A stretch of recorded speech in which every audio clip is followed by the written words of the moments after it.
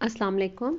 I am doctor Javeria बतूल और आज का जो टॉपिक है मैं आपको पढ़ा रही हूँ हु प्रैक्टिसेस साइंस। ये आपका जनरल साइंस का टॉपिक है और उसको हम स्टडी करेंगे। बेसिकली वैसे तो ये ही है कि साइंस कौन प्रैक्टिस करता है, तो लेकिन हम इसकी थोड़ी सी ब्रीफ हिस्ट्री भी देखेंगे ना कि पहले माजी में किस किस ने इसको प्रैक्टिस किया है। तो इसमें सबसे पहले तो अगर आप देखें तो ग्रीक यानी यूनानी लोग, ग्रीस यूनान को कहते हैं और यूनानी लोग जब कहेंगे तो ग्रीक कहेंगे। पर्शियन हो गए, अरब्स हो गए, चाइनीज़, इजिप्शियन और यूरोपियंस, ये सब लोगों ने जो है ना बहुत पहले जो स्टार्ट ले ली थी साइंटिफिक नॉलेज को स्टडी करने में। और ये साइंस को बहुत एंशंट जो है ना बहुत पुराने दौर से ये इसको पढ़ रहे हैं और इसको प्रैक्टिस कर रहे हैं। सबसे पहले हम ग्रीक सिविलाइजेशन के देखते हैं कि उन्होंने साइंस को कब स्टार्ट किया। तो उनकी जो बेसिकली अगर हम मेडिसिन की हिस्ट्री देखते हैं, जितनी भी अद्वियात हैं वो सारी मेडिसिन या तो चाइनीज़ की हिस्ट्री से मिलती हैं या फिर ग्रीक हिस्ट्री से मिलती हैं। कि पुरानी ओल्ड मेडिसिन जो कि कुछ हर्ब्स जो हैं वो आज तक भी इस्तेमाल होती हैं, कहवा बना के जो हम इस्तेमाल करते हैं, तो कुछ हर्ब्स आज भी इस्तेमाल होती हैं जो ग्रीक और चाइनीज़ जो है एंशियंट वर्ल्ड में यूज़ करते थे। इसके अलावा ये क्योर करना डिजीज़ को, ये भी ग्रीक हिस्ट्री में ही है। अच्छा, एरिस्टोटल जो है वो आपको पता है यूनानी बंदा है और जिसके बारे में आपने बहुत सुना होगा, फ़िलोसफ़र था, लेकिन उसने साइंटिफिक नॉलेज को भी बहुत ज़्यादा प्रमोट किया। इसके अलावा पैथागोरस, जिसको फीसागोरस कहते हैं, इसने बड़े एल्जेब्रिक जो है ना वो फिनोमेनास दिए। साइंटिफिक हाइपोथेसिस इसी दौर में मतलब ग्रीक्स ने दिया। अर्थ इज़ राउंड, ये भी ग्रीक्स ने बताया सबसे पहले। लेकिन एक बात और है कि ग्रीक फ़िलासफ़र जो थे ना वो बहुत ज़्यादा फेमस थे। जैसे डेमोक्राइटस जो है वो एक फ़िलासफ़र था और उसने सबसे पहले ये कॉन्सेप्ट दिया था कि एटम जो है, एटम के बारे में दिया था कि कोई मैटर का छोटे से छोटा ज़र्रा होगा, कोई पार्टिकल होगा जो फर्दर डिवाइड नहीं हो सकेगा, इनडिविजिबल होगा, और उसको उसने एटम का नाम दिया था। वो ग्रीक फ़िलासफ़र था।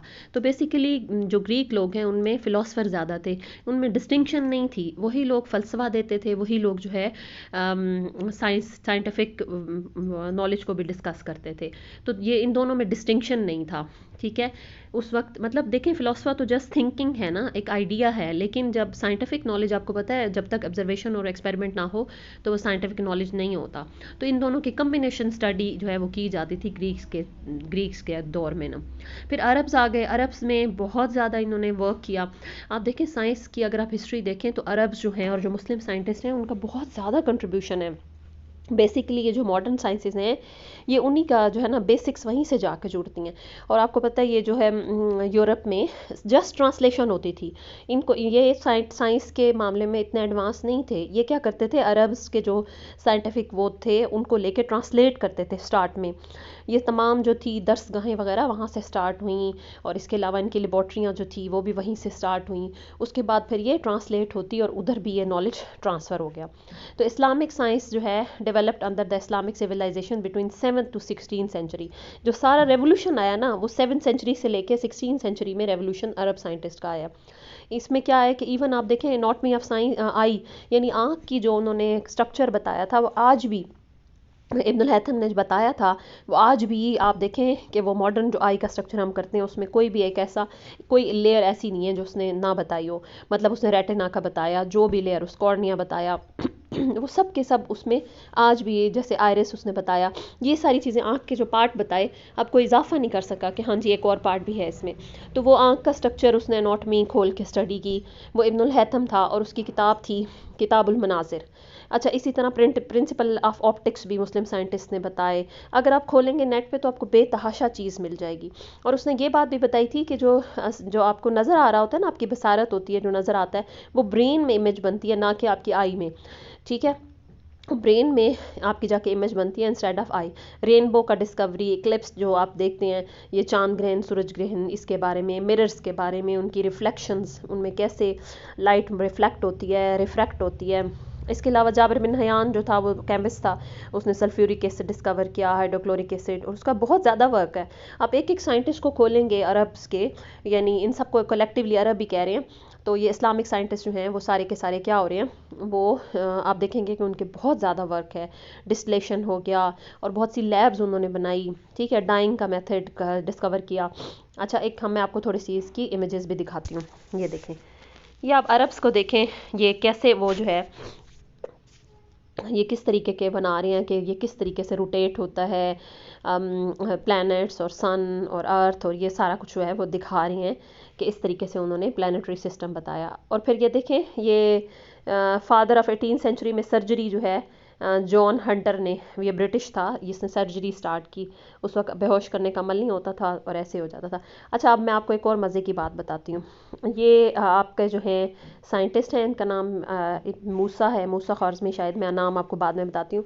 तो ये 1 2 3 की जो गिनती है, ये आपकी काउंटिंग है, ये आपके जो नंबर्स हैं, ये सबसे पहले मुस्लिम साइंटिस्ट ने दिया था। अब अगर आप इसे गौर से देखें तो इसमें एंगल आ रहा है, 1 में एक दफ़ा टर्न हो रहा है, एक दफ़ा टर्न हो रहा है ना, एक एंगल है। 2 में देखें टर्न्स कितने हैं, 2 एंगल हैं, यानी कि एक ऊपर से टर्न हो रहा है, एक नीचे से। 3 में आप काउंट करेंगे तो 2 अंदर वाली साइड से एंगल हैं, एक थर्ड बीच में एंगल है। 4 के आप देखेंगे तो एक ट्रायंगल बनी हुई है ना 4 में, तो 3 उसके अंदर एंगल हो गया और एक बाहर वाला एंगल हो गया। 5 जो उसने ड्रा किया है वो 5 एंगल्स वाला, ठीक है। तो ये जो है इसने इस तरीके से डिफरेंट एंगल्स वाला जो है वो ड्रॉ किया था। इसमें मैं कोशिश करती हूँ राइट करने की, तो राइटिंग का ऑप्शन यहाँ पे नहीं आ रहा, लेकिन मैं आपको लिख के बता देती, ठीक है। राइट करने का ऑप्शन नहीं आ रहा, शायद आ जाए। अच्छा, 1 जो है, अच्छा देखते हैं ये कलर्स, और ये 1 जो है उसमें एक एंगल है। अच्छा, ये नहीं आ रहा, ऑप्शन नहीं आ रहा। अच्छा, अब आपका जो है इसमें आप देख रहे हैं कि 1 में एक एंगल है, 2 में 2 एंगल हैं, और 3 में 3 एंगल हैं, और 4 में 4 एंगल हैं। इस तरह एंगल्स की बेस पे बनाया। 7 में 7 एंगल हैं, 8 में 8 एंगल हैं, 9 में 9। आप चेक करेंगे तो एंगल्स आपको नज़र आ जाएंगे, लेकिन 0 में कोई एंगल नहीं है। तो ये उन्होंने नंबर्स जो थे basically on the basis of angles बनाए थे। फिर इसके अलावा उमर ख़याम हैं, ये बड़े फेमस थे, ठीक है। इन्होंने भी मुख्तलिफ़ चीज़ों में काम किया। आप मुस्लिम स्कॉलर ढूंढते जाएंगे तो आपको पता चल जाएगा। ये इब्नुल हैथम की तस्वीर मैंने आप लोगों के लिए निकाली है। अच्छा, आप ये देख रहे हैं कैसे चांद है और ज़मीन है, चांद है, और राइट साइड पे आपके आफताब आ रहा है।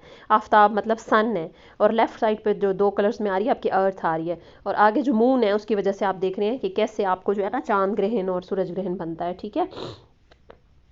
इस तरह से उन्होंने मुख्तलिफ़ किस्म के अपने एक्सपेरिमेंट किए हुए हैं। ये आँख का स्ट्रक्चर जो वो डिस्क्राइब किया है, तो वो जो जो लेयर्स उन्होंने बताई हैं इब्नुल हैथम ने, वो आज तक वही हैं पड़ी।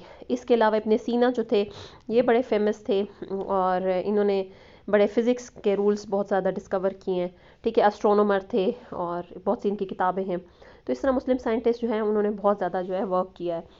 अच्छा, इन अरब्स के नाम पे हम उनको जानते हैं।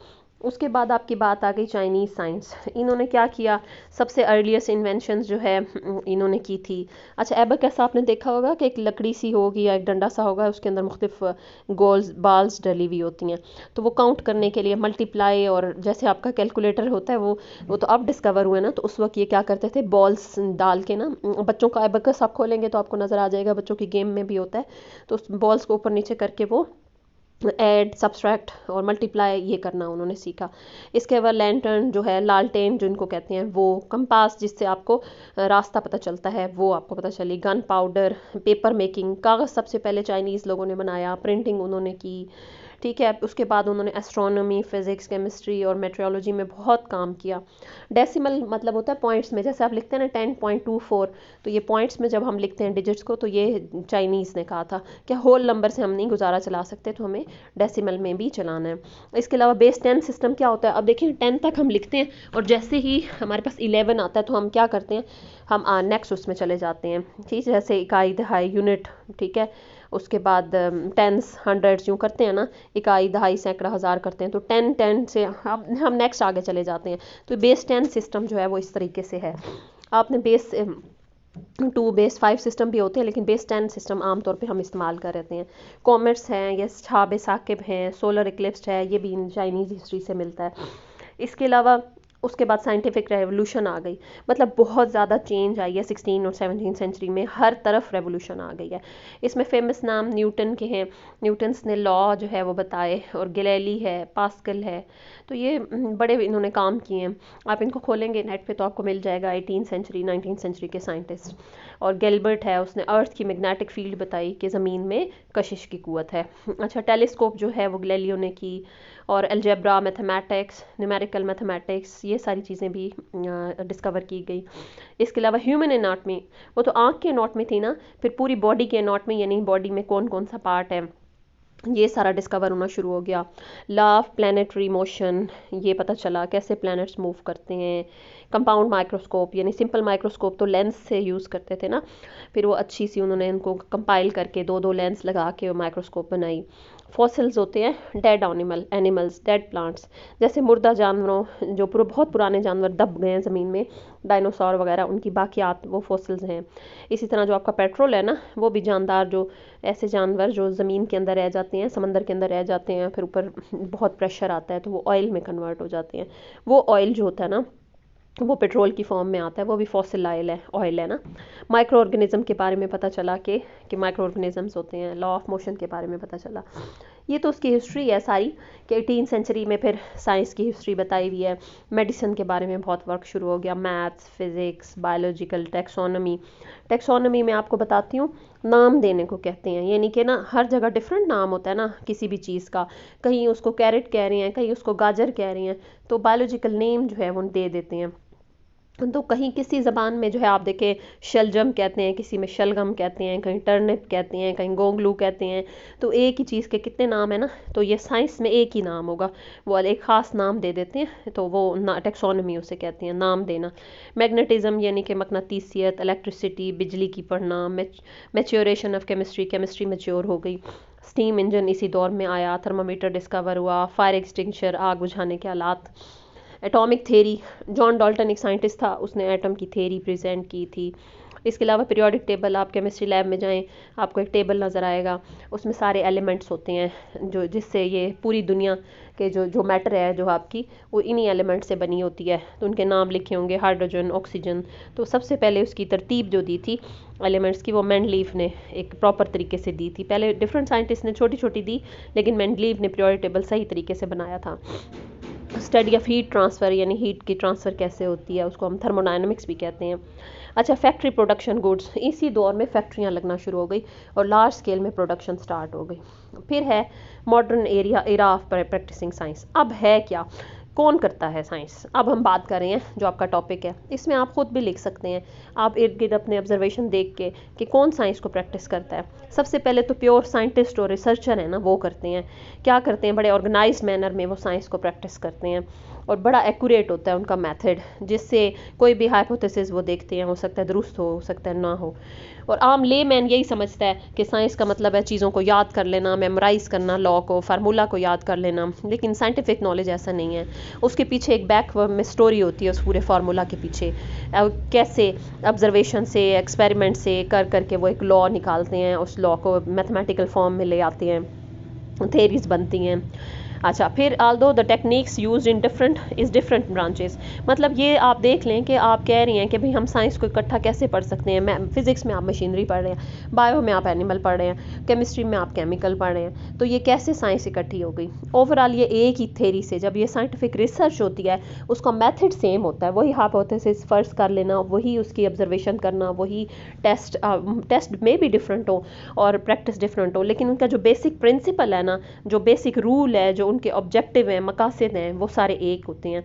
बेसिकली सबसे पहले वो क्या करते हैं, कलेक्शन ऑफ डाटा करते हैं, फिर बी में आ गया एनालिसिस, ये ज़ीरो ऐसे गलत लग गया, बी में एनालिसिस, फिर उसका तज्जिया करते हैं, सारी बातें जो जमा कर ली हैं उनको एनालाइज करते हैं, कैसे, कोई एक्सपेरिमेंट करके, ऑब्जर्वेशन करके, डिस्कशन करके, फिर उनसे इंटरप्रिटेशन मतलब करते हैं कि उससे नतीजा खस करते हैं, कंक्लूजन यानी कि उनसे कोई ना कोई रिजल्ट निकाल लेंगे। फिर रिसर्च की फाइंडिंग या कंक्लूजन यानी वो लिखते हैं कि आखिर फाइंडिंग क्या होगी। यानी मीन्स ये कि जितनी भी साइंस की डिफरेंट ब्रांचेज हैं उनको आप पढ़ लें, लेकिन उनका बेसिक प्रिंसिपल सेम होगा। बेशक आपको डिफरेंट नज़र आ रही हैं, ये सारे साइंटिस्ट जो हैं ये प्रैक्टिस करते हैं। इसके अलावा आपको रिसर्च ओरिएंटेड फील्ड्स हैं, मतलब बहुत सी ऐसी चीज़ें, आप ये फ़र्ज़ किया फसलों को लगा रहे हैं, क्रॉप्स लगा रहे हैं, तो उनको कोई डिज़ीज़ का सामना हो गया, कोई कीड़ा आ गया है या कोई चीज़ से वो मर रहे हैं, तो वो उसको ऑब्ज़र्व करना शुरू कर देते हैं। तो ये डिफरेंट फील्ड्स होती हैं जो रिसर्च ओरिएंटेड चली जाती हैं।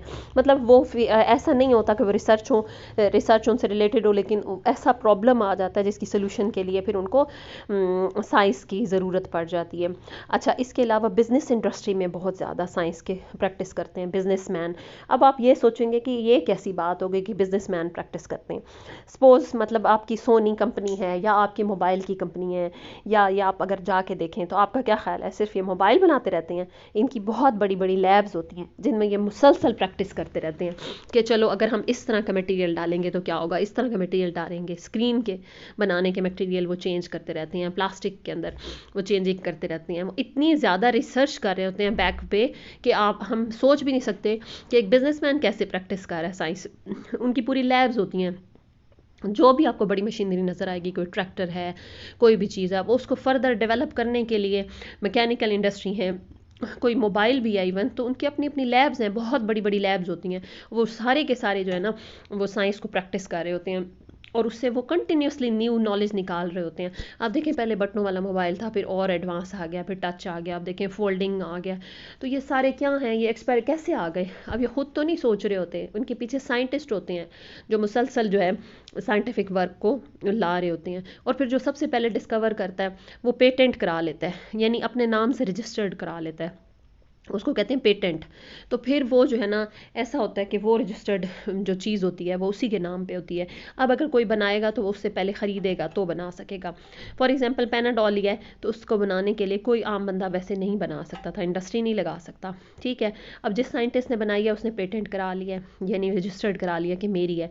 अब वो मेथड लिखा हुआ देगा किसी फैक्ट्री को और वो पता नहीं कितने डॉलर्स लेगा और फिर वो बंदा फैक्ट्री का लगा सकता है और बना सकता है। कुछ अरसे के लिए पेटेंट होता है, मतलब 10 ईयर 20 ईयर, उसके बाद वो पेटेंट ख़त्म हो जाता है और उसके बाद हर कोई उसे बना सकता है।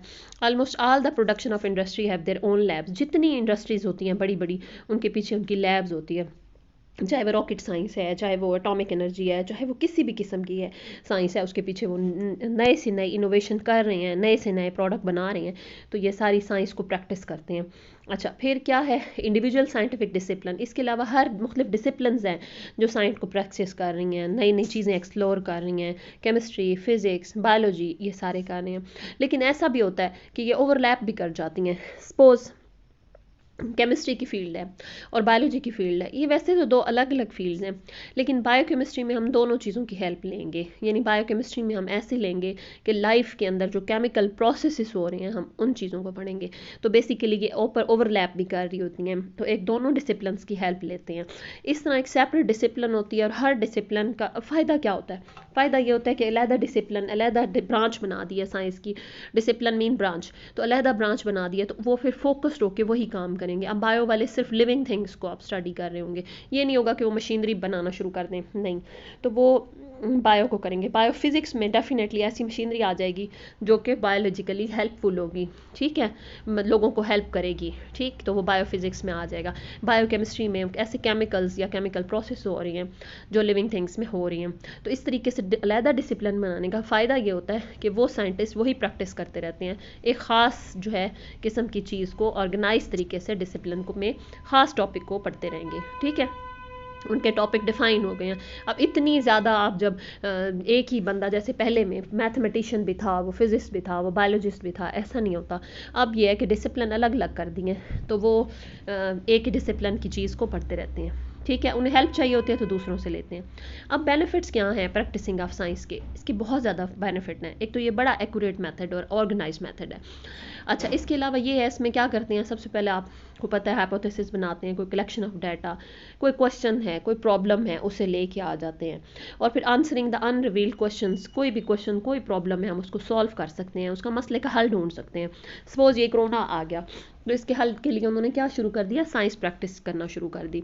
फिर एनालिसिस करते हैं, ऑब्जर्वेशन करते हैं, मतलब कई पेशेंट्स को उन्होंने ऑब्जर्व किया, कई एनालिसिस किए, उनके टेस्ट किए, फिर उनका ये एक्सपेरिमेंट किए कि तो छूत की बीमारी है, ये लग जाती है, ये बड़ी फैटल है, जानलेवा है, ठीक है।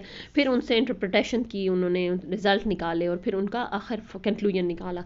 और जो अब हमारे सामने है कि कोरोना ऐसे है, ऐसे है, वो हमें सारी डिटेल्स बता चुके हैं। अच्छा, इससे हाइपोथेसिस जस्टिफाई होता है, हो सकता है वो दुरुस्त हो सकता है दुरुस्त ना हो। जो हम हाइपोथेसिस बनाते हैं वो पॉसिबल है, ट्रू है, पॉसिबल है, फॉल्स है। और साइंटिस्ट इसको खुले दिल से एक्सेप्ट करते हैं कि वो पूरी रिसर्च करने के बाद उन्हें पता चले कि उन्होंने जो बात सोची थी वो गलत है, और वो उसको भी पब्लिश कर देते हैं कि ये बात हमने सोची थी ऐसे नहीं है, ऐसे है। तो क्योंकि वो एक साइंटिफिक रिसर्च ज़रूर होती है कि नहीं भी हुआ तो भी वो उसको लिख सकते हैं। अच्छा, एक फ़ायदा ये है कि साइंटिफिक नॉलेज जो होता है ना हमेशा रीटेस्टेबल होता है, हमेशा जो है रीटेस्टेबल होता है, इसलिए हम इसको मतलब इस तरीके से पढ़ते हैं। तो ये आपका था, इसमें आप मज़ीद भी टॉपिक ऐड कर सकते हैं। बेसिकली आपको जो बुक्स प्रोवाइड की जा रही हैं मुख्तलिफ़ किस्म की, उसमें मतलब जो भी नॉलेज है, ये ज़रूरी नहीं है आप इतने बड़े ग्रोन अप स्टूडेंट्स हैं तो आप उसमें कुछ भी और ऐड कर सकते हैं। जैसे कि मैंने आपको बताया, आप इनमें सर्च कर सकते हैं कि कौन कौन सी जगह पे साइंस प्रैक्टिस हो रही है, कौन कौन लोग कर रहे हैं। ठीक है, तो ये सारा आप स्टडी करके उनकी लिस्ट बना सकते हैं कि कौन प्रैक्टिस करता है साइंस को। Okay, thank you so much.